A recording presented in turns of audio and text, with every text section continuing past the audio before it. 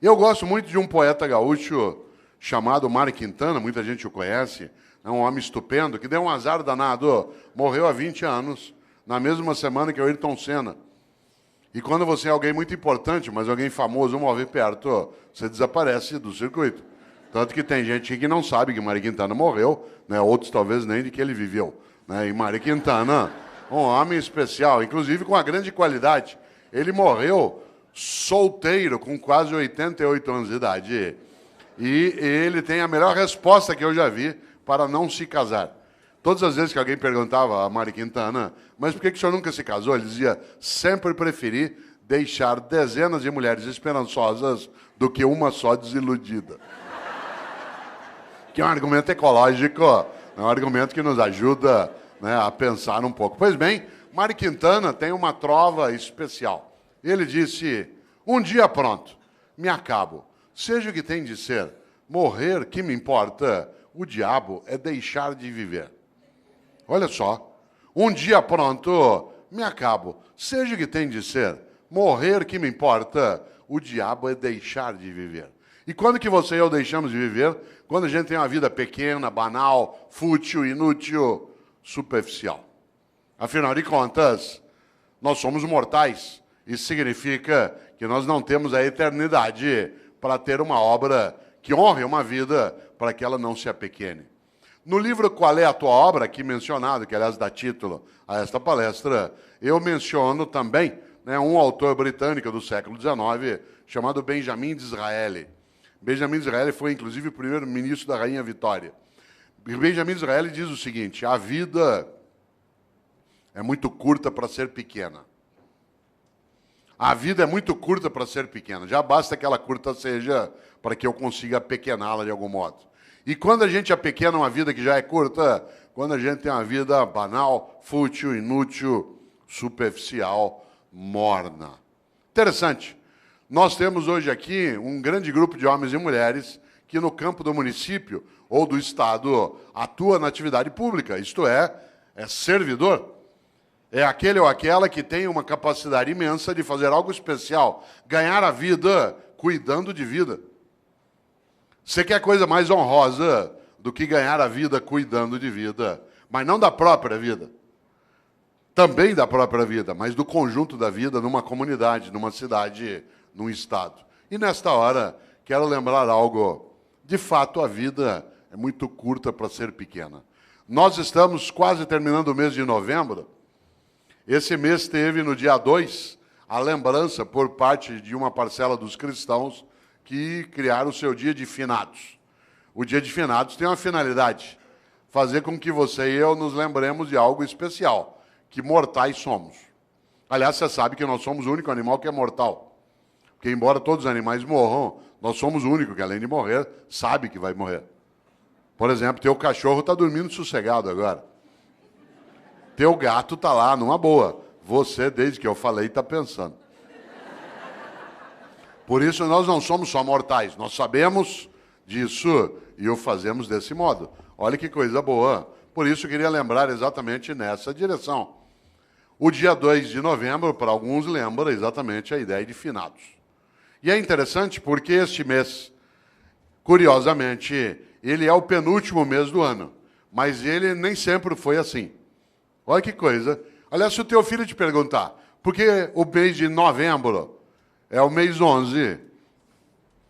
Por que o mês de dezembro é o mês 12? O que você vai responder? Talvez você não saiba, mas como lembrou o presidente, eu sei. Em compensação, tem muita coisa que você sabe e eu não sei. Muita coisa que você conhece eu não conheço. Sorte sua e sorte minha. Soubéssemos as mesmas coisas, nós íamos ficar nos repetindo. Ainda bem que você sabe uma coisa, eu sei outra, a gente troca e cresce. Vida é isso. É a capacidade de partilha. Parênteses, dentro do parênteses, partilha. Vida é partilha. Homens e mulheres que não sabem partilhar não têm uma vida que possa ser tão elevada. Afinal de contas, uma vida que tem abundância é aquela em que há partilha. Exemplo. Nós nos aproximamos da lembrança do Natal para algumas pessoas. Uma mesa de Natal abundante não é aquela que tem muita comida, é aquela que tem partilha. Às vezes a única coisa que você tem sobre uma mesa de Natal é comida. E muita. E nenhuma partilha. Vida é partilha. Afinal de contas, é só lembrar algo decisivo. Vários de nós aqui, ou aqueles que nos assistem, quando mais jovens, tínhamos menos dinheiro, menos recurso financeiro. A sociedade brasileira era mais pobre do que ela é hoje. Vários dos nossos pais tiveram menos dinheiro do que nós. Vários dos nossos tínhamos menos recurso. O país ele foi elevando a nossa capacidade de renda. Claro que ainda longe daquilo que a gente deseja e merece, mas absolutamente superior ao que já tivemos há 40, 50 anos. Portanto, vou contar uma coisa que quem é jovem talvez não imagine. Vários de nós, quando mais jovens, a gente ia almoçar no domingo na casa de um irmão, do pai, da mãe, de um parente. Não tinha possibilidade de fazer um almoço se cada um não levasse alguma coisa. E aí vinha um milagre magnífico na vida. Cada um de nós levava um pouquinho. Mas na hora de ir embora, todo mundo levava mais do que tinha trazido. Esse é um milagre maravilhoso. Esse é um milagre da multiplicação. Olha que coisa. Cada um de nós levava só um pouquinho. Um frango, uma maionese, uma lasanha. Mas na hora de ir embora, depois que você juntava e todo mundo comia, sobrava. E cada um levava para casa mais do que tinha levado para o almoço. Nós temos essa condição em qualquer cidade, em qualquer comunidade, em qualquer família, no planeta. Claro. Nós só não o fazemos no dia a dia porque uma parcela ainda tem uma ética absolutamente individualista, exclusiva, malévola, deletéria, destrutiva, predatória. Aliás, alguns acham que a regra na vida é cada um por si, Deus por todos. Mahatma Gandhi nos alertou sobre isso. Ele disse um dia, olho por olho, uma hora acabamos todos sem enxergar. E essa é uma coisa séria. E aqui na sala, quem não enxerga sabe muito bem o impacto que tem, né, que não enxerga com os olhos, né, que enxerga com os ouvidos ou com os dedos. Sabe o impacto que isso tem, né, no nosso cotidiano. Por isso, cautela. A lógica do olho por olho ela é arriscadíssima. E se a gente observa, nós temos uma coisa séria, né, que é a nossa incapacidade, às vezes, de pensar na nossa mortalidade. Por isso, volto. Por que o mês de novembro é o mês 11? Por que o mês de setembro é o mês 9? Talvez algumas pessoas não saibam, mas até o século I a.C., até o século I a.C., no mundo romano, o ano se iniciava em 1º de março. O ano se iniciava em 1º de março. O primeiro dia do ano era 1º de março. E o último era 28 de fevereiro. Por isso, quando o ano se iniciava em março, setembro era o mês 7. Outubro era o mês 8. Novembro era o mês 9. Foi Júlio César que alterou o calendário e colocou janeiro e fevereiro no início do ano, produzindo alguns distúrbios. Um deles que o segundo mês do ano passou a ser um mês mais curto. E antes ele era o último, servia para ajustar o calendário. O segundo distúrbio é que parte dos meses o nome perdeu o sentido. Novembro virou o mês 11. Olha quanta coisa inútil você não sabe. Mas eu sei. E eu partilho contigo, agora você sabe também. Olha que coisa boa. Pouco a pouco o mundo foi adotando o dia 1º de janeiro como o primeiro dia do ano. O único país do mundo em que o ano continua começando em março é o Brasil, né, que é um país clássico, né, um país clássico que não aceita essas modernidades de Júlio César. E para nós, não é março, ainda não começou. Né? Olha que coisa interessante. No entanto, no passado se usava o último dia do ano, que no caso era 28 de fevereiro, para pensar sobre a vida. Você sabe que a palavra fevereiro ela vem de uma divindade etrusca, o nome do mês, de uma divindade etrusca que é Februa. Februa é a divindade da purificação, da queima, da febre. Porque a febre, ela purifica. Isto é, ela faz com que haja a anulação daquilo que não serve e a proteção daquilo que serve. Nesta hora, quero lembrar algo. Os antigos, no mês de fevereiro, usavam o final do ano para pensarem sobre o que tinham feito e o que deveriam fazer. Nós passamos a fazer isso com dezembro.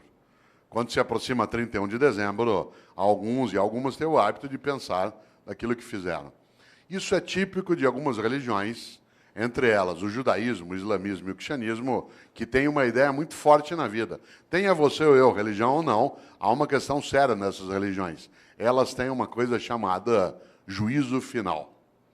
Na crença dessas religiões. O que me assusta na ideia de juízo final não é o fato de ser final, mas o fato de ser juízo. Porque na crença dessas religiões, insisto, acredite você ou não, essa é uma questão tua privada, há algo decisivo.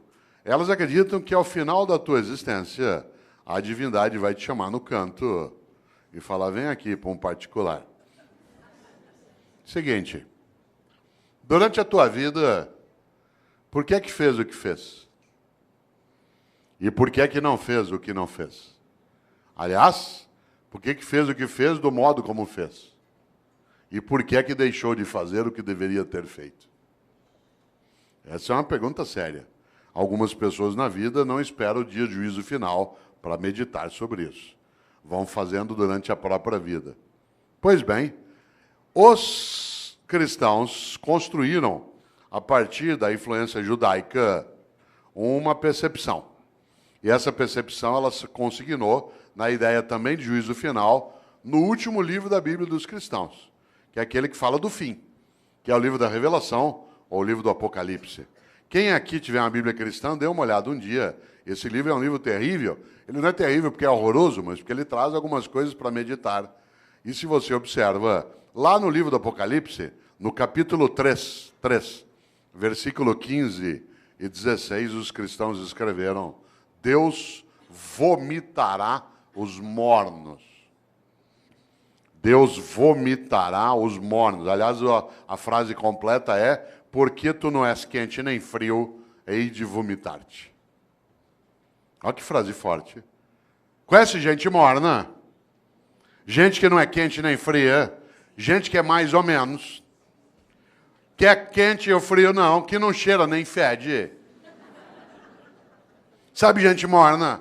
Morna no trabalho, morna na comunidade, morna na prefeitura, morna na câmara, morna na escola. Morna.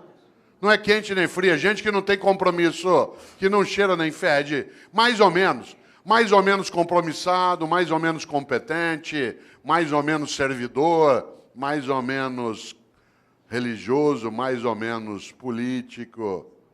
Mais ou menos. Sabe gente morna?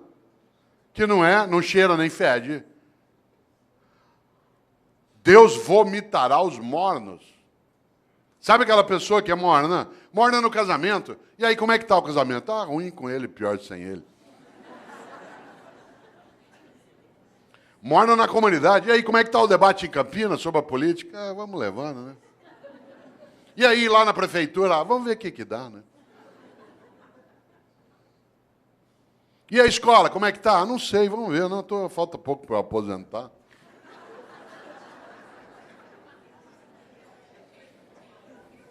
Deus vomitará os mornos. Gente que é morna na amizade. Você vai apertar a mão dela, com licença, ela dá só a pontinha do dedo. Você aperta aquela minhoca desmilinguida. Você vai abraçar, a pessoa abraça meio de lado, meio parece que tem nojo. Sabe gente que economiza afeto? Pessoas que esquecem que afeto e conhecimento é uma coisa que se você guardar, você perde. Afeto e conhecimento, guardou, perdeu. A única maneira de ter afeto e conhecimento é repartir. Gente que é morna na cidade, morna no casamento, morna no serviço público. Morna, não é quente nem fria. É morna na religião. Conheço gente, por exemplo, que vai a um culto ou a uma missa. Um dos meus sobrinhos é pastor presbiteriano aqui em Campinas, e às vezes a gente brinca, né, sobre isso, curiosamente, porque tem gente que vai a um culto ou a uma missa e escolhe o horário da missa, por exemplo, pelo tamanho rápido que ela tem. Se eu vou à missa das 10, naquela igreja que o padre faz uma missa rapidinho, então vai para quê? Ou você acha que teu Deus é tonto? Você chama ele de todo-poderoso e ele não sabe que você escolheu uma missa curta. É um Deus palerma. Atenção, Deus vomitará os mornos. A vida é muito curta para ser pequena. Já basta que ela curta seja para que eu consiga apequená-la de algum modo. E quando é que você e eu apequenamos a vida? Como eu disse, quando é uma vida superficial, banal, fútil e inútil. Eu, Cortella, no dia que eu me for, e eu me vou, e você também. Mas eu não quero ir. Eu quero ficar. Lamento. Só tem um jeito de ficar. Se você fizer falta. Eu tenho um livro chamado Viver em Paz para Morrer em Paz. E nesse livro eu faço uma pergunta na capa que eu queria fazê-la aqui agora. A pergunta é, se você não existisse, que falta faria? Não pense nisso numa sexta-noite após beber um pouco. Se você não existisse, que falta faria? Por exemplo, tem gente que faz uma falta imensa. Tem gente que faz uma falta imensa na tua vida. Alguém que te criou, alguém que te apoiou, alguém que estava contigo. E tem gente que não faz falta nenhuma. Teve gente que não vai poder ir ao teu Natal porque não está ou já morreu, vai fazer uma falta imensa. E tem gente que não vai e vai te dar uma alegria imensa. São aqueles que nos dão o agradável prazer da ausência delas. Já imaginou? Cuidado! Você sabe que morrer é ser esquecido. Você, quando faz falta, não é esquecido. Não é casual que no grego arcaico o verbo para morrer e o verbo para esquecer seja o mesmo, que é letos, de letal. Porque morrer é ser esquecido. Enquanto alguém lembrar de você, derramar uma lágrima, der risada por algo que você fez e que ele recordou, pegar uma roupa tua e cheirar e ter uma boa lembrança ou saudade, enquanto a pessoa olhar algo que você fazia, querer lembrar de uma comida que você gostava, você continua vivo. Morrer é ser esquecido. Claro, se você for a um cemitério agora dia 2, você deve ter notado. Né? Tem túmulo que está abandonado, tudo caído, o vaso não é cuidado mais. Aí morreu. Enquanto alguém estiver contigo, na memória, no coração, olha a palavra que eu vou usar de propósito, na recordação. Recordar é fazer passar de novo pelo coração. Recordar, recordes. Você continua vivo. Interessante. Há pessoas que morrem em vida, porque são banais, fúteis, inúteis, e não fazem a menor falta. Tem gente que nos faz, repito, uma falta imensa. Só tem um jeito de fazer falta. Para fazer falta na vida, você tem que ser importante. Não confunda importante com famoso. Tem muita gente que é importante e não tem a menor fama, e tem muita gente que é absolutamente famosa e não tem a menor importância. Uma pessoa importante é aquela que faz falta. Por exemplo, enquanto nós estamos aqui agora, tem uma auxiliar de enfermagem no hospital da Prefeitura do Estado que está lá tirando as escaras de alguém que está em coma há 3 meses. A pessoa nem sabe que está sendo cuidada. Aquela pessoa é absolutamente importante, aquela enfermeira. Tem alguém que está ajudando a cuidar do abastecimento em Campinas, que está agora numa repartição, fazendo nota de empenho para a gente poder ter reforma na escola, poder ter via pública estruturada. Tem alguém que está numa Câmara Municipal ajudando a preparar projetos. São pessoas absolutamente importantes, mas que não são, de maneira alguma, famosas. A fama passa. Eu, Cortella, às vezes eu sou famoso, depende da semana, do programa de televisão que eu participo. As pessoas passam a semana inteira, te vi na televisão, te vi na televisão. Eu estava agora em novembro, no programa da Fátima Bernardes, a semana inteira falaram, te vi na TV, vou estar lá agora dia 10 de novo, 10 de dezembro. Aí eu sei, semana inteirinha, te vi na Fátima, depois de uma semana, vai embora. Claro. A fama passa, a importância fica. Só tem um jeito de ficar, ser importante. E a importância você constrói onde você está. Na família, no governo, no legislativo, numa atividade de natureza privada, numa escola. Afinal de contas, uma pessoa importante é aquela que fica nos outros. Olha aqui para mim, se você puder. Parênteses, por que eu disse olha para mim, se você puder? Porque há pessoas entre nós que não enxergam com os olhos. E eu não posso dizer, olha aqui para mim. Porque isso significa que eu estou excluindo pessoas. Há pessoas que não ouvem com os ouvidos, elas ouvem com as mãos. E por isso eu não posso, no meu cotidiano, esquecer disso. Porque, do contrário, eu acabo tendo uma obra que é parcial. Por isso, olha que interessante, volto a esse pedaço. O que é alguém que é importante? Olha para mim se você puder. É alguém que eu levo para dentro. O gesto que eu estou fazendo é da mão em direção ao peito. Que eu levo para dentro. Quando alguém te importa, porta para dentro, importar. Você se torna importante quando alguém te leva para dentro dela. Quanta gente é importante? Olha que coisa. Levou para dentro. Mário Quintana, um homem especial.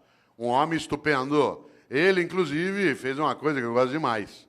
Ele, durante anos, trabalhou vários poemas que eu aprecio, mas houve uma coincidência entre mim e ele, que eu até conto no livro, que você estava me mostrando, o Viver em Paz para Morrer de Paz. Mário Quintana sempre me inspirou. E eu, Cortella, nascido em Londrina, até 10 anos de idade não havia televisão na minha cidade. Não havia TV. E por isso, à noite, eu ficava pensando. E uma das coisas que eu ficava pensando era, no dia que eu morrer, qual vai ser o meu epitáfio?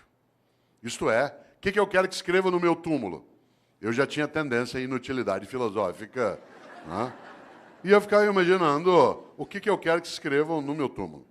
Hoje eu não tenho mais essa questão, porque eu não quero mais ser sepultado. Eu quero ser cremado. Essa é uma decisão individual, mas eu acho a cremação mais ecológica, inclusive. Muito mais adequada. Há um impacto ambiental no sepultamento. Por exemplo, se chineses e indianos aderissem ao sepultamento, nós teríamos problemas sérios. A cidade de São Paulo, que é onde eu moro, tem o segundo maior cemitério do mundo, que é o cemitério da Vila Formosa. Tem 1,5 milhão de corpos sepultados lá. Você imagina o impacto disso no lençol freático, na proliferação de insetos, de roedores. É uma questão séria, mas é uma questão cultural séria. Eu, inclusive, quis debater na cidade de São Paulo o uso do crematório, porque São Paulo só tem um crematório, que é da Vila Alpina. E eu quis fazer uma campanha pela cremação na cidade de São Paulo, quando eu era secretário de Educação. Consegui, inclusive, o patrocínio da Caixa Econômica Federal para fazer cartaz, para debater, e só não fiz porque a prefeita, na época, que era Luiz Erundina, achou que a cidade não ia entender direito. Ela estava certa. Mas eu tinha feito um cartaz, que eu vou usar ainda. Né? Vou usar, não deu. Era um cartaz que o patrocínio da Caixa para discutir cremação, escrito assim, vem para a caixinha você também. Certo? Mais claro, né? Mais claro impossível.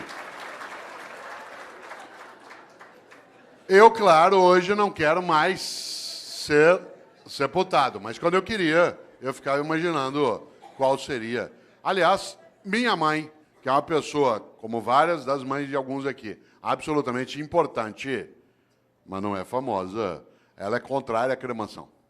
E como toda mãe, ela acha que ela é eterna. Porque ela não quer desistir de cuidar. Essa é a obra dela. E há uma coincidência gostosa em casa. Ela nasceu no dia 5 de março, e eu também. Eu nasci no dia do aniversário dela. Família organizada, faz planejamento estratégico. Né? E uma coisa boa é que nós fazemos aniversário, claro, no mesmo dia, e acontece uma coisa evidente. A comemoração é sempre junto. E você sabe que aniversário a gente fala de vida e de morte, por causa da idade.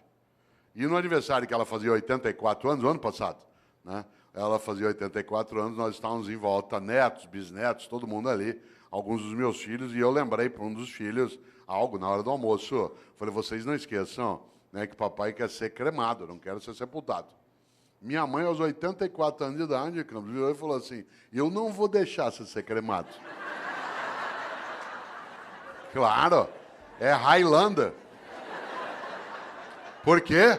Por uma razão, quem ama não desiste. Quem ama não desiste. Quando você está começando a desistir de algo, é porque você está começando a deixar de amar.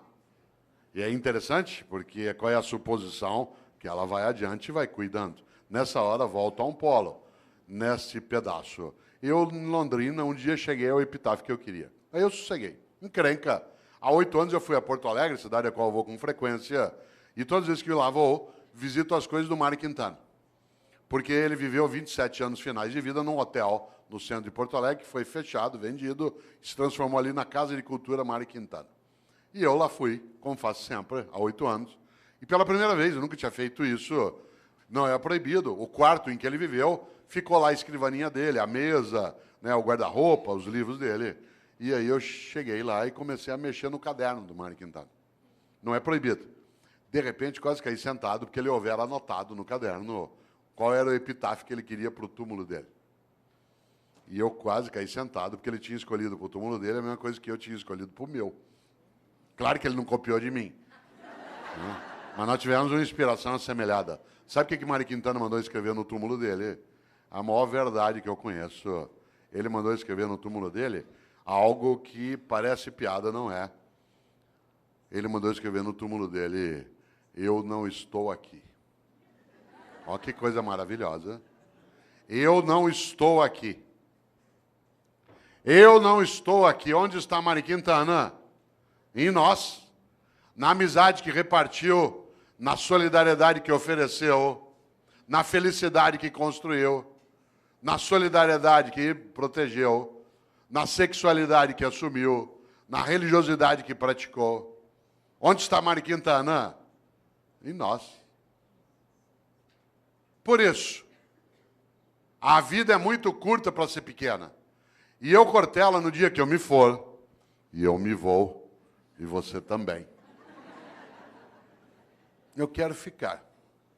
Só tem um jeito de ficar, na minha obra. Porque eu sou mortal, mas eu não preciso ser inútil. A minha mortalidade é presente, mas a minha vida não precisa ser desperdiçada. Por isso, lembra esse fato. No dia que eu me for, eu quero ficar. Só tem um jeito de ficar, nas outras pessoas. Eu sou professor há 40 anos. Parte da minha obra é exatamente isso. Alguns aqui são servidores públicos há 15, 20 anos. A tua obra é aquilo que você faz no dia a dia para ajudar a proteger essa comunidade. Outros trabalham em tribunais de conta. A tua obra é exatamente a cuidar daquilo que é o recurso público, da lisura da vida, da capacidade da decência. Alguns atuam no legislativo, outros no executivo, outros atuam no executivo dentro da atividade docente, né, dentro de uma escola, outros no hospital, outros num conselho, outros cuidam de família. Qual é a finalidade? Não ser inútil. É interessante isso, porque se você observa, de fato, volto eu e insisto, a vida é muito curta para ser pequena. E nesta hora, uma das coisas que dá inutilidade, superficialidade a uma vida é aquela em que a pessoa não percebe e nem pensa qual é a obra que ela tem. Eu, no livro Qual é a Tua Obra, conto uma experiência relacionada a serviço público meu direto. Eu, quando era secretário de Educação na capital, percebi um dia uma coisa muito interessante. Todas as vezes que um secretário vai visitar uma escola, e secretário de Educação visita escola todo dia. Quem que ia comigo? Quem que ia comigo? O meu assessor. Quem ia comigo no Opala, na época? De chapa dourada, junto com a segurança. Entrava na escola, tinha banda, tinha salgadinho, a gente era levado para a sala da diretoria, as crianças cantavam a Aquarela do Toquinho. Eu tenho trauma até hoje, de tanto ouvir a Aquarela do Toquinho. Dava 2, 3 vezes por dia. Um dia eu falei isso pro Toquinho, eu falei, Toquinho, eu adoro tua música, mas eu tenho trauma dessa. Quem que ia comigo? A pessoa já convertida. Isto é, aquela que era do projeto político, que tinha entrado no mandato. E, portanto, já estava previamente convencida de qual era a finalidade do que se fazia. Quem é que não entendia direito o que fazia? O servidor do dia a dia. Isto é, no andar que eu era secretário, lá no fundo tinha uma cozinha, onde ficava Dona Maria, sim, uma pessoa real, que fazia café o dia inteiro para servir no gabinete do secretário. Porque a gente vai recebendo pessoas e tomando café. No mesmo andar, lá no fundo, ficava um rapaz que tirava cópia xerográfica. No andar de baixo ficava a contabilidade, onde se fazia a nota de empenho. Sabe o que a Dona Maria achava que ela fazia na Secretaria de Educação? Café. Sabe o que o rapaz que tirava cópia xerográfica achava que fazia na Secretaria de Educação? Tirava cópia xerográfica. A moça que fazia nota de empenho achava que o trabalho dela era fazer nota de empenho. O que ela não tinha visão? Da obra. E por isso eles estavam na rotina do dia a dia.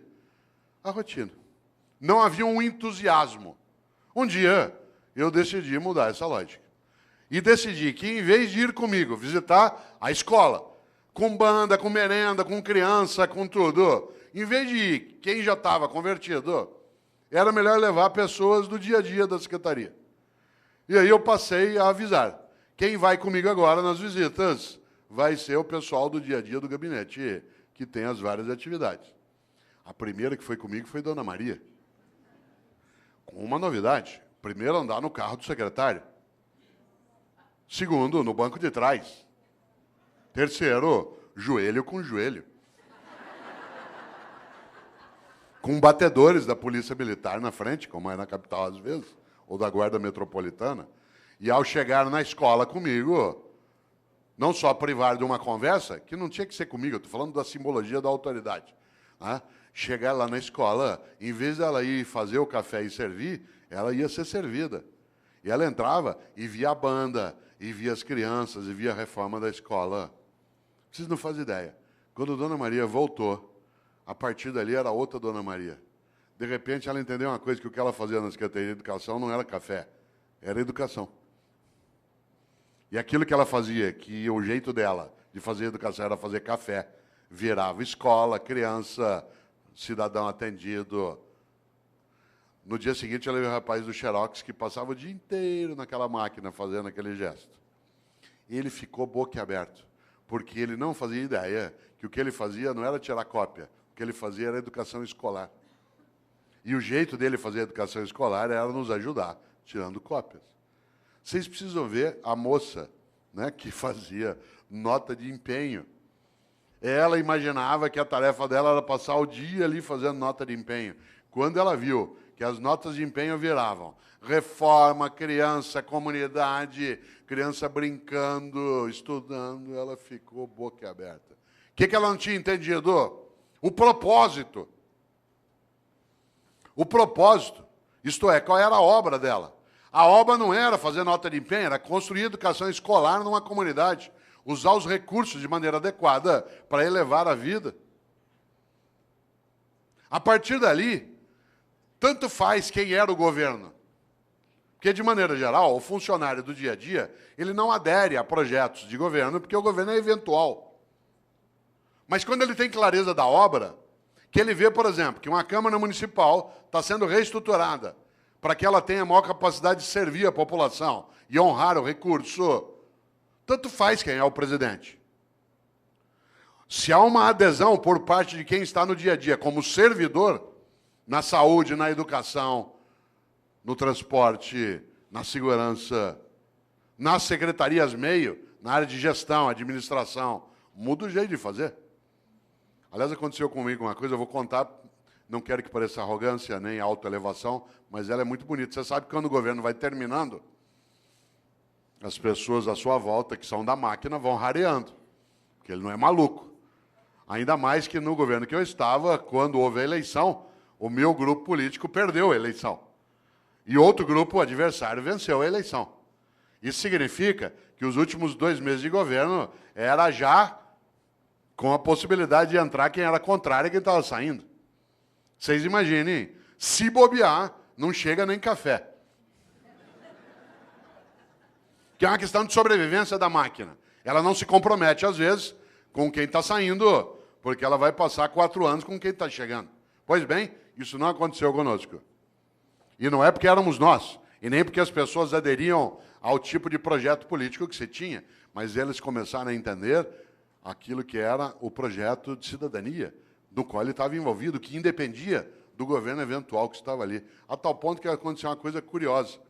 Quando, da posse do novo governo, eu fui dar posse ao novo secretário. Estava ele e todo o staff dele aqui. E nós estávamos saindo lá de cá. E o auditório lotado, na época era na Avenida Paulista, lotado de servidores que estavam ali para a posse de quem chegava e a despedida de quem partia. Pois bem, aconteceu uma coisa que até hoje eu me arrepio de lembrar, e não tem a ver só comigo, tem a ver com o projeto em geral. Na hora que eu terminei a minha fala e transmiti o cargo, é a hora de quem perdeu sair e honrar aqueles que vão comemorar a vitória e o governo deles. E, portanto, eu me levantei e toda a minha assessoria, Campos Filho, levantou junto. Claro. E aí eu fui saindo. Quando eu fui saindo, todos os servidores levantaram e fizeram um corredor polonês. Fizeram uma fila dos 2 lados e nós fomos saindo e eles foram batendo palma. até a gente sair do prédio. Vocês imaginem, em tese, no serviço público, isso é arriscar a cabeça em alto nível. Só não foi porque quem estava chegando, no caso, que era o vice-prefeito de São Paulo, que também se tornou secretário de Educação, também ele era professor, que era o professor Solon Borges dos Reis, que já faleceu, que era do CPP. Mas olha que coisa maravilhosa. Eu estou falando isso não para exaltar a nós, inclusive porque uma parte das pessoas não tinha nenhum vínculo ideológico ou nenhuma simpatia, né, pelo grupo político, mas ele tinha porque ele percebeu algo decisivo, que era a obra. Porque a gente estava tentando que ele não fosse morno. Por isso, vida com propósito. Coisa curiosa, há pessoas que estão nessa área e que não o têm. E que têm uma obra diminuta, pequena. Por isso eu vou contar uma coisa. No serviço público, algo que é muito perigoso, que é gente morna. Porque essa gente morna, ela, de maneira geral, ela acha que o que ela faz é só aquilo como um emprego. Você sabe disso. Na área privada também isso acontece, mas na área pública há uma destinação diferente, que é a própria atividade pública em si. Por exemplo, tem uma coisa que é muito perigosa. Na minha área, que é a educação escolar, vou contar uma coisa que quem é professor aqui, ou professor, sabe. Tem gente que atua no ensino público e no ensino privado. E se comporta de um jeito no ensino privado e de outro no ensino público. No ensino privado, participa das reuniões, das atividades. No ensino público, tira todas as licenças, vê tudo que pode. Aliás, tem gente que atua em ensino público e despreza a escola pública. Despreza. Ameaça o filho com a escola pública. Você não está estudando, você vai ver, vou te pôr numa escola pública, você vai ter que conviver com aquela ralé. Essa pessoa tem que ser decente e ir embora. Porque é absolutamente nojento que alguém afira, aliás, os rendimentos da área pública e não respeite a área pública. É absolutamente nojento receber aquilo que se tem sem que se respeite quem paga. É absolutamente nojento imaginar que se possa ganhar o sustento em algo que se despreza. Isso é comum. Isso é comum, inclusive, a pessoas que no dia a dia, você sabe, eles argumentam que ele vai ser mais ou menos, também pelo salário que me pagam. Você já imaginou esse princípio aplicado ao corpo de bombeiros? Tua casa está pegando fogo, já apagaram a sala, a cozinha. De repente você olha, o bombeiro está enrolando as mangueiras, guardando. Fala, onde você vai? Ué, 5 horas, é o meu horário. Então, mas está pegando fogo lá. Não, mas ó, é o meu horário, ó, me paga até essa hora. Já imaginou um cirurgião no hospital fazendo uma sutura de apêndice? Tem que dar 20 pontos na sutura, ali no teu ponto de Mike Barnes, para poder fechar direitinho, porque não tem equipamento para fazer laparoscopia. O que ele faz? No 8º ponto, fala, vou parar aqui mesmo, pelo que me pagam. 8 pontos tá bom já. Você já imaginou? Você sabe que há pessoas que se conduzem desse modo no cotidiano. Obviamente que eu não estou falando de trabalhar sem remuneração, estou falando de outra coisa. Da capacidade de entender o quanto que a vida é muito curta para ser pequena. E algumas pessoas se apequenam no modo como se relacionam na atividade que desenvolvem. Por isso, volto eu aqui a uma questão, você que ainda tem um tempo de desespero até 11 horas. Qual é a tua obra? Quando você se for, e você se vai, e eu também, o que vai ficar? O que vai ficar que não estrague, não apodreça? E repito, não seja objeto de disputa odiosa. Isto é, o que você e eu fazemos que honra nossa própria existência? Interessante. Uma das coisas mais marcantes quando se pensa em gestão e liderança é gerir para elevar a vida coletiva. Atuar de maneira que não seja cínica. Ética não é cosmética. Ética não é cosmética, não é uma coisa de fachada. Desse ponto de vista, claro, se nós imaginamos o propósito daquilo que fazemos, é a nossa capacidade de ganhar importância. Eu já observei, você também, várias situações em que algumas pessoas, elas não deveriam estar naquela atividade, especialmente em alguns ramos da atividade pública, porque ela, primeiro, não merece que o povo pague o salário dela, porque ela finge, e segundo, ela despreza aquele lugar. Mas há outras pessoas que, é claro, merecem muito mais do que recebem. Há outras pessoas que, de fato, têm que ser honradas no dia a dia, na atividade pública, mas nem sempre. Afinal de contas, como você bem lembra, há uma coisa aí que é decisiva, que marca, inclusive, nossa percepção. A ideia que se tem até, né, e que não pode, de maneira alguma, ser deixada de lado de pessoas que não querem se apequenar. Curioso. Quem aqui é professora ou professor, se você acabou de entrar na atividade de docente, se você é um funcionário novo na Câmara ou na Prefeitura, vou te dar um conselho. Se você quiser ter uma vida que seja relevante, que cresça, ouça o que eu vou dizer. Afaste-se de funcionário velho. Afaste-se de funcionário velho.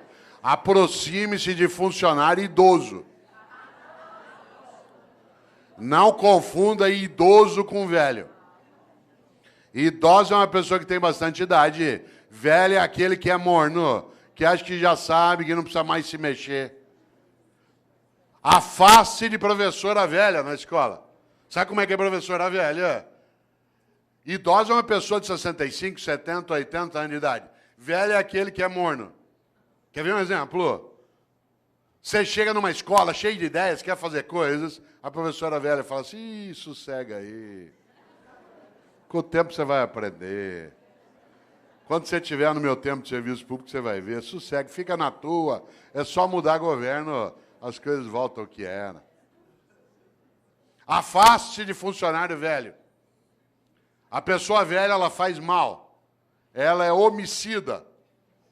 Isto é, ela assassina as condições de vida coletiva numa comunidade. Se ela estiver na atividade pública, pior ainda. Você já imaginou?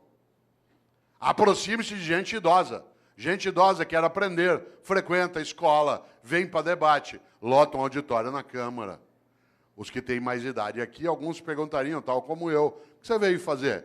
Quero continuar aprendendo, sabendo, indo buscar. Há pessoas que acham que já sabem. Ah, não, para quê? Ao contrário. Por isso, atenção. Há um grande pensador que muitos conhecem aqui, chamado Padre Antônio Vieira, um grande português que viveu no Brasil. Padre Antônio Vieira começa um sermão dizendo: o peixe apodrece pela cabeça.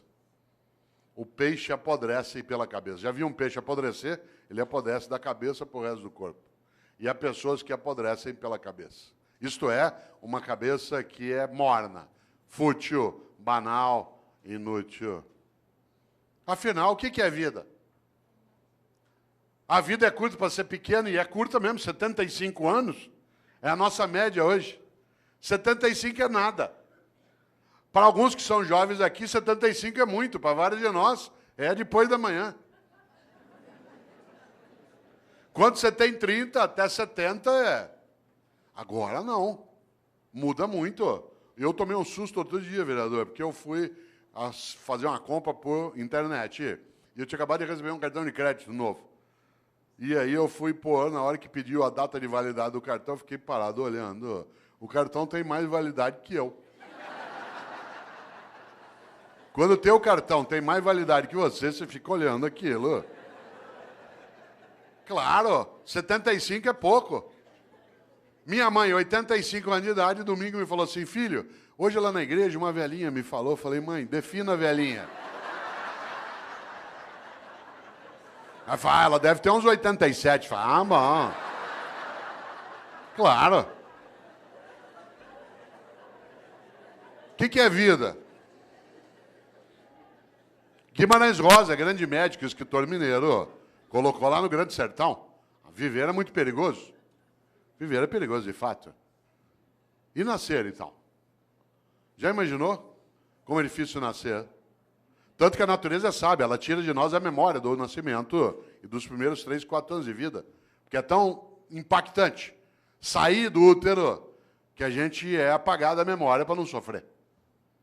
O lugar mais seguro que você já teve no universo é o útero da tua mãe. Tanto que quando você está mal, você quer voltar para lá.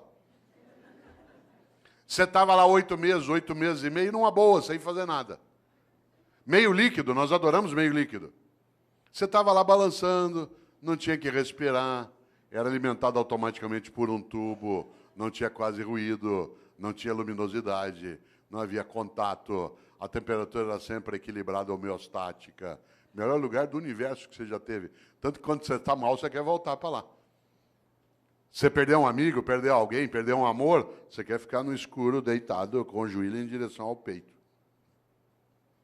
Posição fetal. Você olha no hospital para pessoas com problemas mentais, nuas no pátio, deitadas assim, encolhidas. Claro, você estava lá numa boa, sossegado. De repente, depois de 8 meses e meio, esvaziou o líquido. E você começou a sentir contrações à tua volta. E foi escorregando, escorregando, escorregando.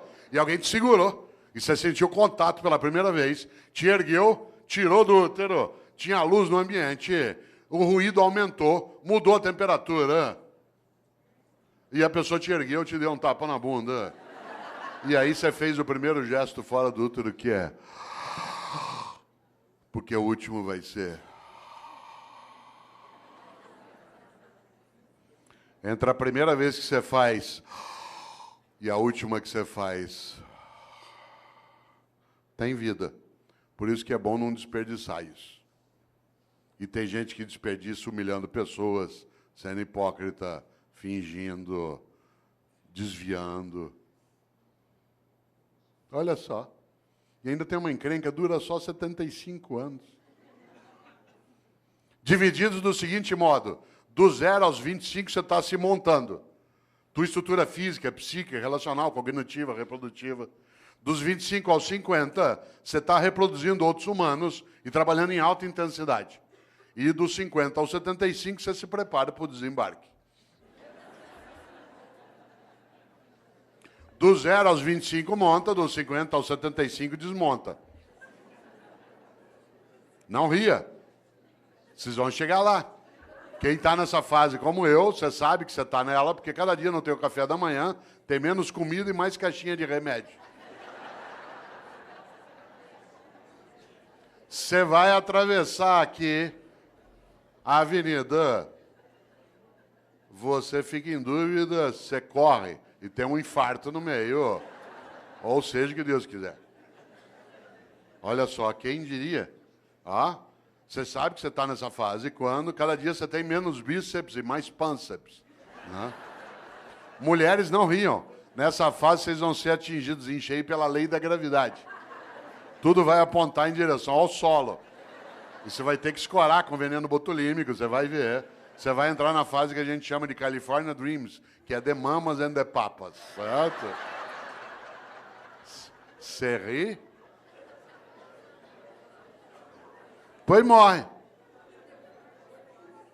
Claro, pode morrer professor, doutor, titular como eu, pode morrer prefeito pode morrer empresário, pode morrer diretor de departamento, pode morrer, tudo faz.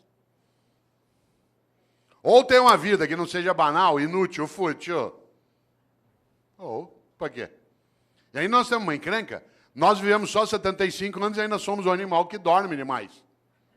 Eu conheço gente que dorme 8 horas. Você pegar alguém que dorme 8 horas, por exemplo, num dia de 24 horas, ele dorme 1/3 do dia. Numa vida de 75 anos, dá 25 anos dormindo.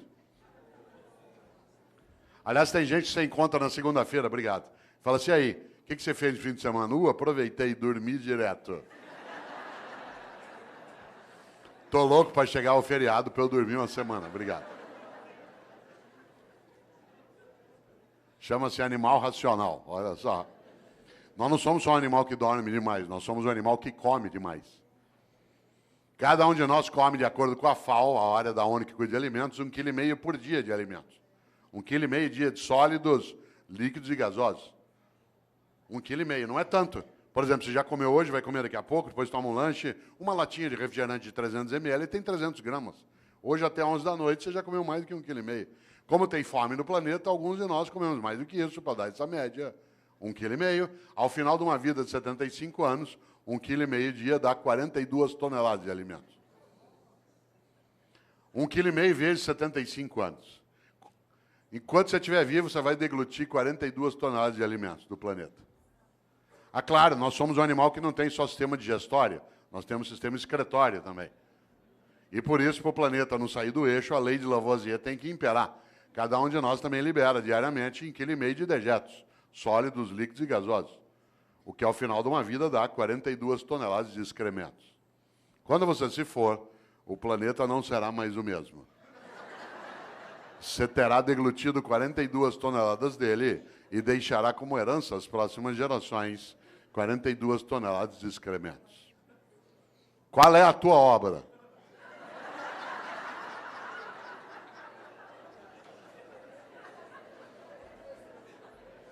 Você sabe que tem gente que leva a vida desse jeito. Ela destrói o ambiente, humilha pessoas, furta, desvia, finge, só para poder dormir mais que necessita, comer e excretar em banheiros especiais.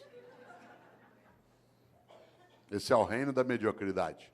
As revistas que mais vendem são as que mostram chiques e famosos nas suas camas, nas suas mesas e nos seus banheiros. Os programas de TV que mais fazem sucesso são os que mostram pessoas trancadas numa casa ou numa fazenda, comendo, bebendo e excretando pelos 7 ou 8 orifícios que tem. Reino da mediocridade. Tem gente que diz que não tem 1 hora por dia para brincar com o filho, para ver lua junto, para fazer uma oração, para estudar. Mas tem 1 hora por dia, sabe para quê? Para ficar parado vendo gente comendo, bebendo e excretando. É tão forte isso que qualidade de vida para nós hoje, o que é? Cada um tem um quarto com banheiro. O anúncio não é que você vai ter qualidade de vida numa casa que tem uma cozinha grande com uma mesa comprida, onde todo mundo vai ficar em volta. Não, é cada um ter um banheiro. É vida privada, isso é subir na vida. Cada um poder ter um banheiro dentro de casa. Você já imaginou? Não é o lugar da partilha, da convivência. Isso é um risco. Claro. Já pensou? Depois morre. Se bobear, não fará falta. Interessante. Aliás, sabe o que uma pessoa fala quando ela está morrendo? Quem aqui é da área de medicina sabe disso? Eu me lembro o tempo que dava aula na Santa Casa, em alguns momentos em São Paulo, que se ia até a UTI. Numa UTI é um lugar onde tem mais complicação. Sabe o que as pessoas falam quando estão morrendo? Ela não gruda em você, com licença, professor. Ela não gruda em você e diz assim, doutor, pelo amor de Deus, deixa eu viver mais um dia que eu quero mandar em mais gente. Doutor, por favor, deixa eu ficar vivo mais 1 semana que eu quero humilhar mais algumas pessoas. Doutor, pelo amor de Deus, deixa eu ficar vivo mais 2 dias que eu quero comprar mais um carro. Sabe o que as pessoas falam quando estão morrendo? Ela gruda em você e diz, doutor, pelo amor de Deus, deixa eu ficar vivo mais um dia, só para eu poder abraçar o meu irmão, com quem eu briguei faz 10 anos, a gente nunca mais se falou. Doutor, por favor, deixa eu ficar vivo mais 1 semana, só para poder brincar com os meus filhos. Eu cheguei, eu não tinha tempo para fazer isso.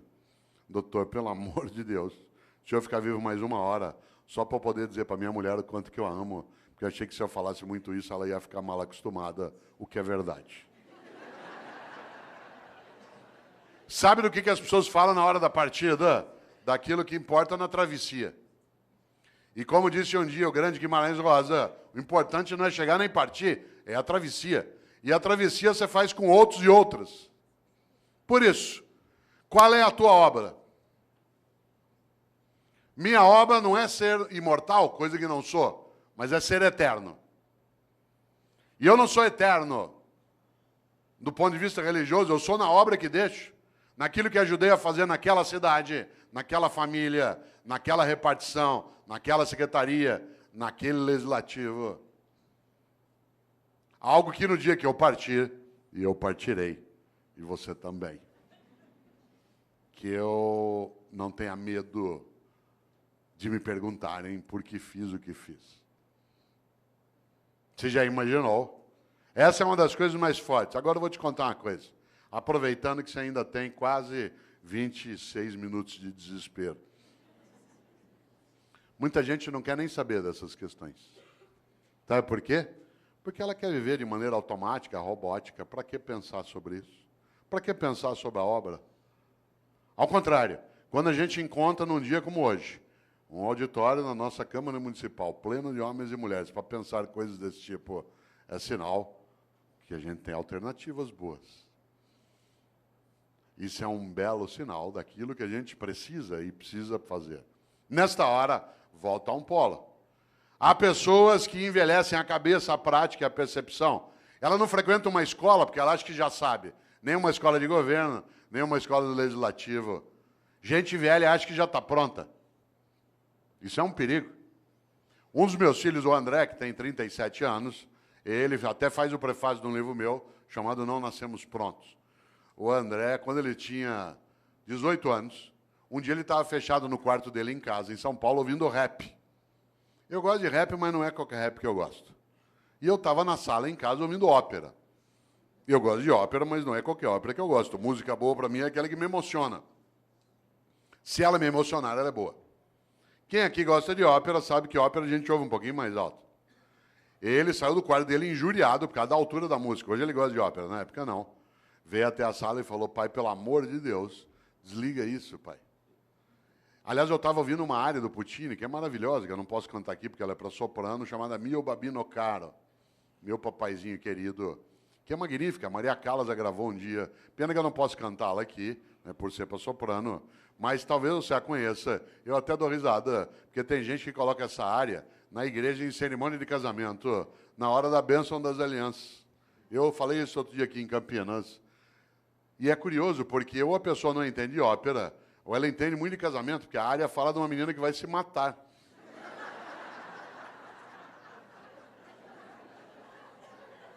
Você sabe que a coisa mais perigosa que existe na vida é incompetente com iniciativa. Incompetente com iniciativa é um perigo numa secretaria, num centro cirúrgico, num fogão, no volante de um ônibus, numa sala de aula. Você já pensou?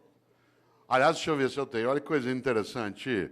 Mio Babino Caro, meu papaizinho querido, né, que é exatamente do grande, do especial Puccini.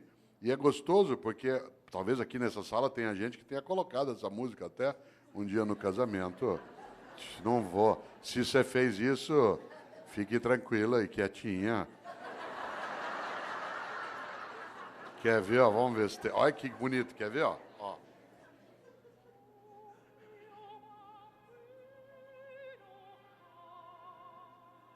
Ó, meu papaizinho querido.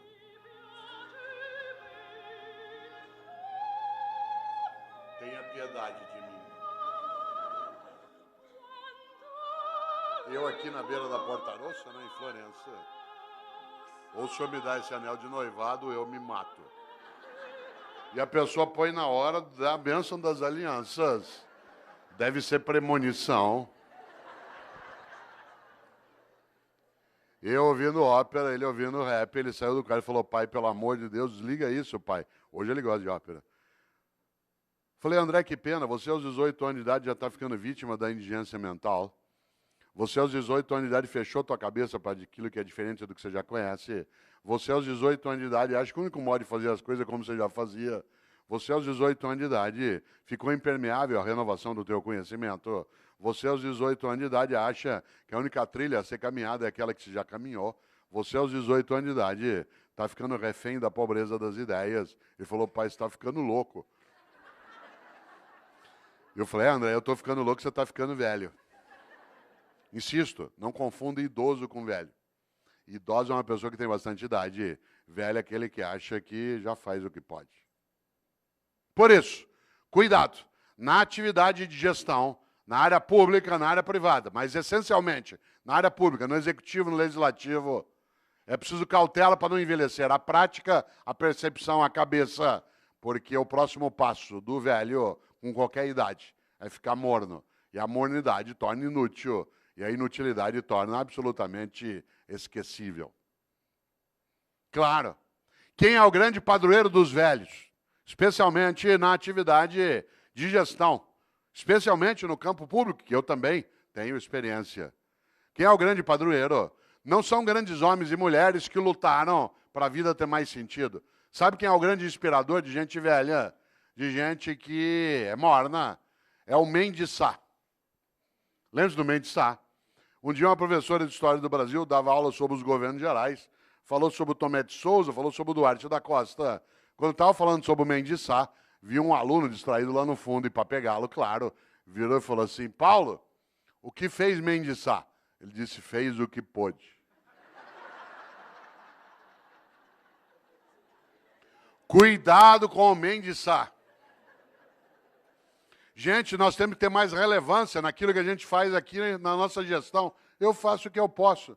Gente, nós temos que ter um nível maior de eficácia na atividade pública. Eu faço o que eu posso. Gente, nós temos que dar uma destinação mais sólida para o recurso originário do povo. Eu faço o que eu posso. Cuidado. Essa é a falência da ação. É a admissão da síndrome do possível. No Brasil tem uma coisa chamada síndrome do possível, que é um perigo. Quer ver um exemplo? Você leva teu carro no mecânico hoje à noite aqui em Campinas, diz, olha, meu carro está com um barulho estranho. Ele diz, vou fazer o possível. Você vai a um médico e diz assim, doutor, eu estou com uma dor no pâncreas. Vou fazer o possível. Você chega para um funcionário, olha, eu precisava disso. Vou fazer o possível. Você desanima. Imagine que você está aqui agora, você sabe que ainda faltam 21 minutos para você se libertar de mim.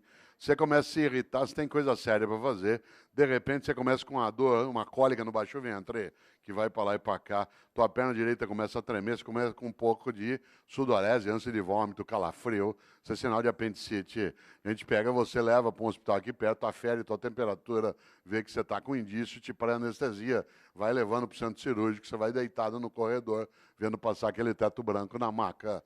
Aí você gruda na mão do médico, diz assim, doutor, vai dar certo a operação? Ele diz, vou fazer o possível.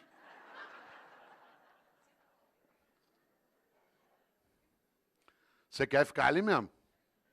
Nessa hora nós temos de aprender uma coisa com os norte-americanos. Não é tudo com eles que a gente aprende, não é tudo deles que a gente rejeita. Tem várias coisas deles que a gente não precisa aprender. Parênteses, há 4 anos, presidente, eu estava em Brasília, aliás, onde estarei amanhã, né, que eu tenho um evento lá. Eu estava em Brasília e trabalhando ali 3 dias e estava lá o Obama, com a comitiva. Por coincidência, eu fiquei no mesmo hotel que a comitiva do Obama, exceto ele. Durante 3 dias, toda hora que eu entrava, eu era barrado e revistado pela segurança norte-americana. 3 dias sendo revistado. No terceiro, não aguentei. Cheguei para o chefe da segurança norte-americana e falei o seguinte, eu sou brasileiro. Eu vou te contar uma coisa. Nós nunca demos um tiro num presidente nosso. Por que eu ia querer dar no teu? Certo? Nós nunca. O único presidente nosso que morreu a bala, ele deu o tiro nele mesmo. Vocês já mataram 5 e deram o tiro em 11. Larga, deu. Ele não entendeu nada. Mas tem coisas nos americanos que a gente tem que observar. Por exemplo, quando você pede uma coisa para o norte-americano, ele diz, I will do my best. Vou fazer meu melhor. Atenção, não é uma questão de idioma, é uma questão de atitude. É absolutamente diverso, fazer o possível e fazer o melhor. Por isso, pergunto aqui para você agora, mas não quero que você responda, só que você reflita. Na tua atividade, na atividade que você tem no executivo, na prefeitura, no estado, está fazendo o possível ou o melhor? Não é o melhor do mundo, é o teu melhor, na condição que você tem, enquanto você não tem condições melhores para fazer melhor ainda. Pergunto de novo, mas não responda. Está fazendo o possível ou o melhor? Insisto, não é o melhor do mundo, se for ótimo, é o teu melhor, na condição que você tem, enquanto você não tem condições melhores para fazer melhor ainda. Porque se você ou eu, podendo fazer o meu melhor, me contento com o possível, eu caio num lugar perigoso chamado mediocridade. Uma pessoa medíocre é aquela que é morna, que está na média, que não é quente nem fria. Lembra quando você chegava da escola que tinha boletim escrito, o pai olhava 6 em português, 5,5 em matemática, 4 em história. Pai, deu para passar. Medíocre. Deixa, eu toco minha vida. Isso é mediocridade. Insisto, uma pessoa medíocre é aquela que, podendo fazer o melhor, se contenta com o possível. Exemplo, mediocridade é falta de capricho. Capricho, sabe o que é capricho? Capricho é você fazer o teu melhor na condição que você tem, enquanto você não tem condições melhores para fazer melhor ainda. Exemplo, minha mãe e eu moramos na mesma rua em São Paulo, por coincidência, e às vezes eu passo na casa dela no fim da tarde. E mãe conhece. Às vezes ele olha para mim, 5 da tarde, e fala assim, você não almoçou ainda, né? E eu falei, não, eu comi um negocinho na universidade. Ela falou, peraí, que eu vou fazer um negócio para você. E é aquela coisa meio mágica de algumas mães. Em 5 minutos aparece uma coisa para eu comer. Eu sou filho de italiano, uma coisa comum. Um pouco de talharina com azeite e sal em cima, mais nada. Eu, com a fome que eu estou naquela hora, comeria o prato vazio. Portanto, ela pode fazer qualquer coisa. Mas sabe o que ela faz? Faz um macarrão com azeite e sal. Mas antes de servir, pega um tomatinho cereja, corta em 4 e põe em cima. Capricho. Capricho é você fazer o teu melhor na condição que você tem, enquanto você não tem condições melhores para fazer melhor ainda. Eu, no Paraná, quantas vezes, caipira, ia até a roça visitar a casa de alguém, quem aqui conhece sabe, na roça, aquela casa que a gente chama de pau a pique, casa de barro com madeira trançada, entrava na casa, chão de terra, tudo varrido.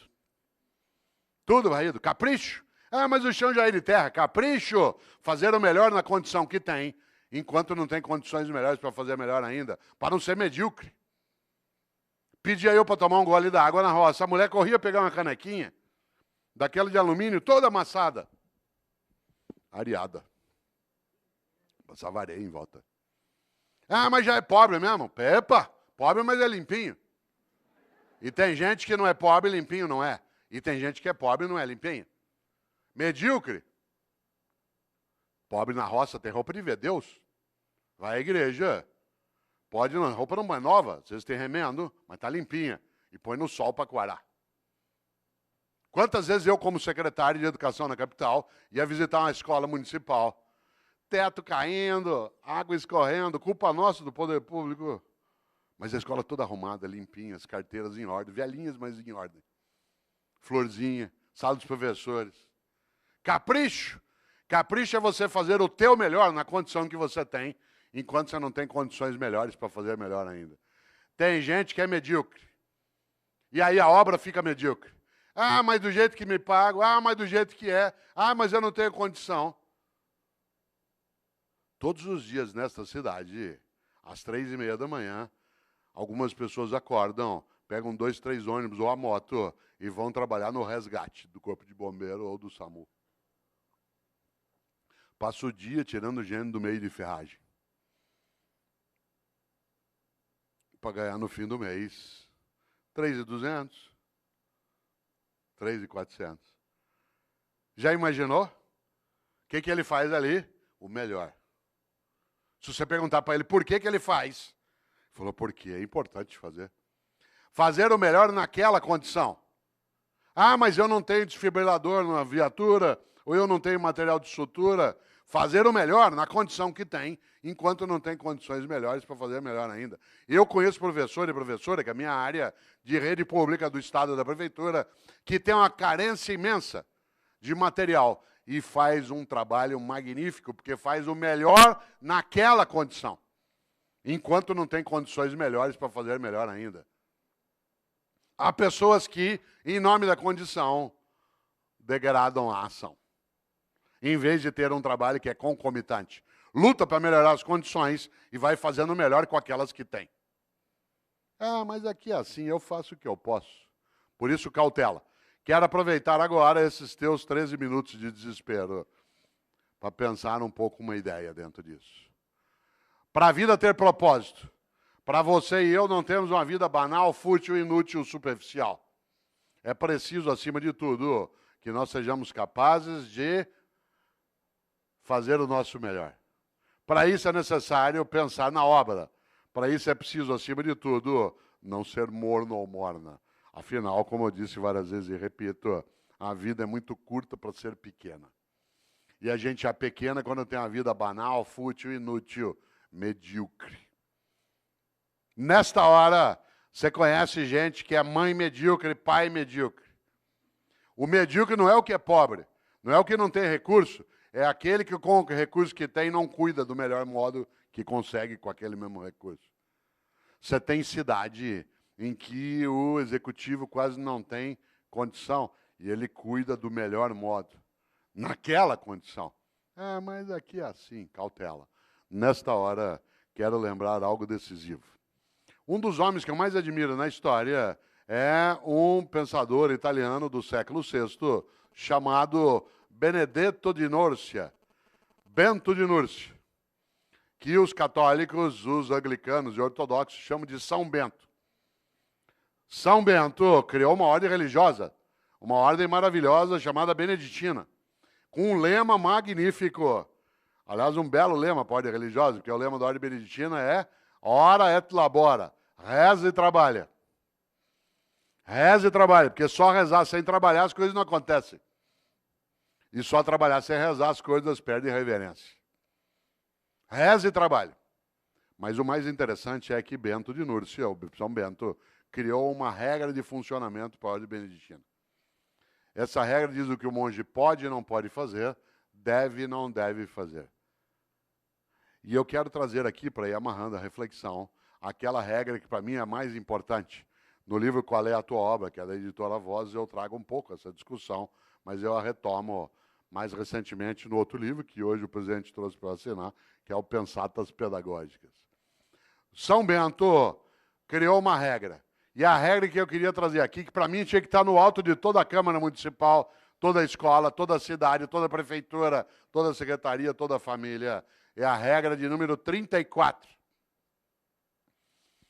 O monge que desobedecer essa regra, que eu vou dizer, é mandado embora da ordem. Não tem direito à estabilidade. E eu acho que essa deveria ser uma regra presente em todas as áreas. A regra 34 de São Bento diz: é proibido resmungar.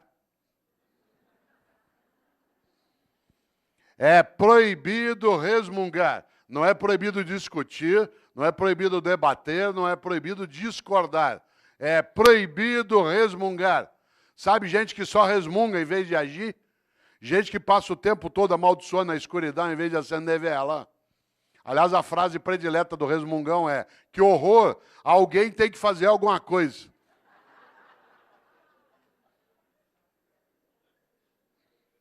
É proibido resmungar.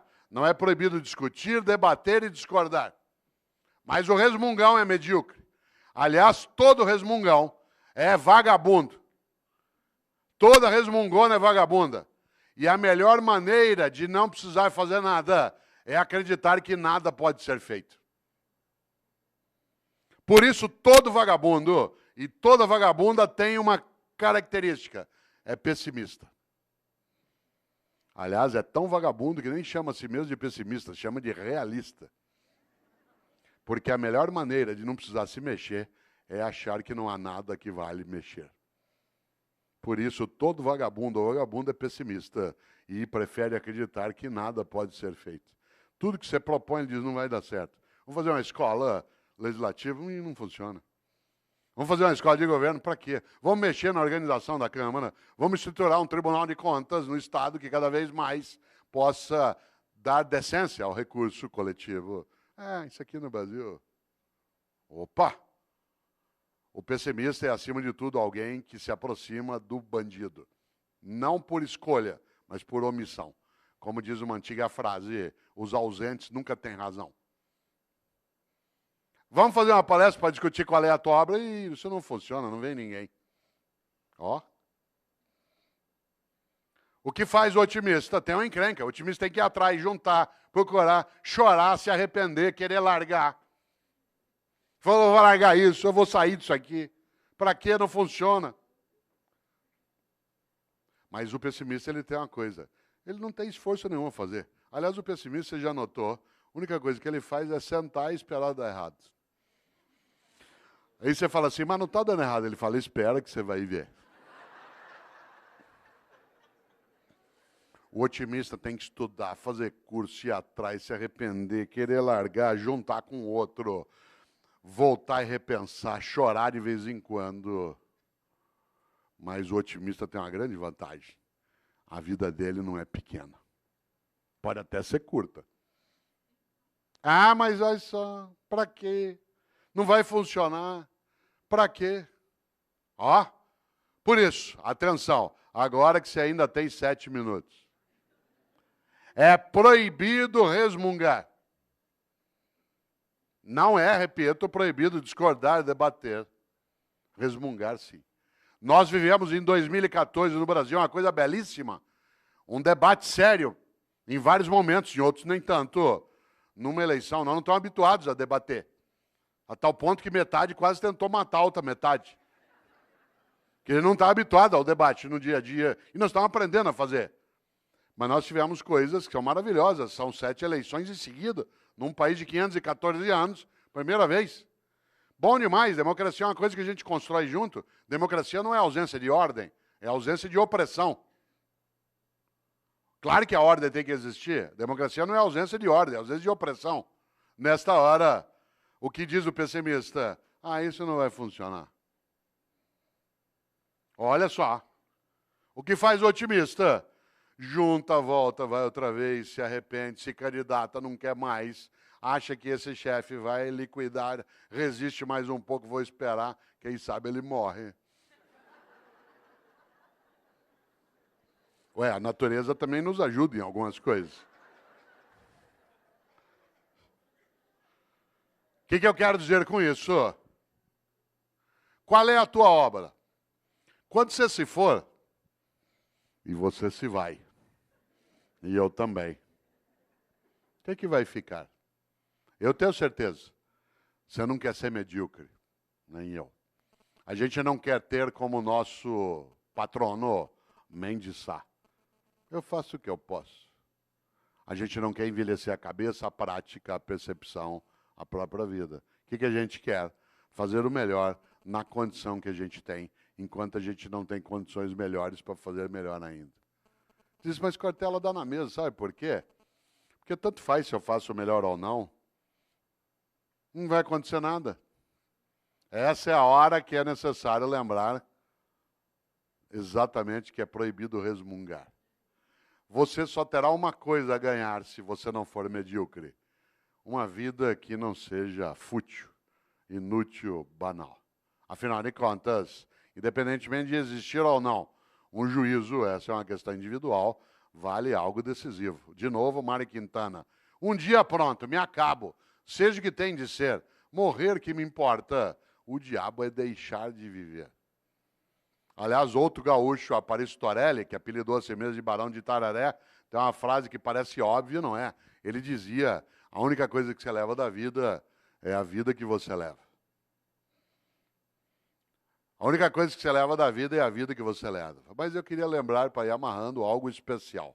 Um grande homem estupendo, chamado Albert Schweitzer. Um homem que, inclusive, tem influência sobre a cidade de Campinas, porque pessoas que dirigem aqui, o Boldrini, estudaram com Schweitzer e o conheceram também.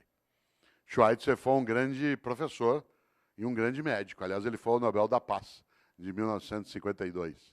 Schweitzer, quando tinha 30 anos de idade, achou que como professor era pouco, que ele queria ser mais importante, não famoso, mais importante. E ele decidiu aos 30 anos de idade fazer medicina. E aí ele foi embora. E 7 anos estudando medicina. Formou-se, sabe o que ele fez? Foi embora para a África, lá para o Gabão.